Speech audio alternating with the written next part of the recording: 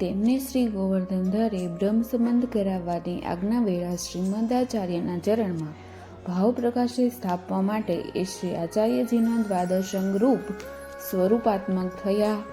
ઐશ્વર્ય, વીર્ય, યશ, શ્રી, જ્ઞાન પ્રકારના 48 સંખ્યાના હતા. સિદ્ધાંત પ્રમાણે ગુણ ગુણીનો અભેદ હોય એ સૌ નિર્ગુણ સર્વ સામર્થ્યરૂપ હતા. વળી રાજસ, તામસ તથા સાત્વિક ભાવભેદ વાળા અંશ અંશી કોટી કોટી જીવોને પણ શ્રી ગોવર્ધનધરે શ્રીમદાચાર્યના ચરણમાં ભાવ તત્વરૂપ વડે સ્થાપ્યા હતા. શ્રીમદાચાર્યના ચરણે પછી તેમને શ્રી વિઠ્ઠલેશમાં સ્થાપ્યા હતા, જેમાં 252 સગુણ 80 પ્રકારના ભક્તોને પોતે સમુદ્ધાર કર્યો. બીજા અંશાત્મક સગુણ જીવોનો સ્વવંશ દ્વારા આજ સુધી શ્રી વિઠ્ઠલેશ ઉદ્ધાર કરી રહ્યા છે.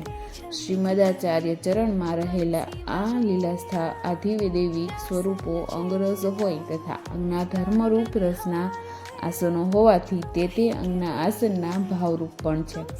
તેથી પણ રસના સંબંધે તેમની નિર્ગુણતા સિદ્ધ થાય છે.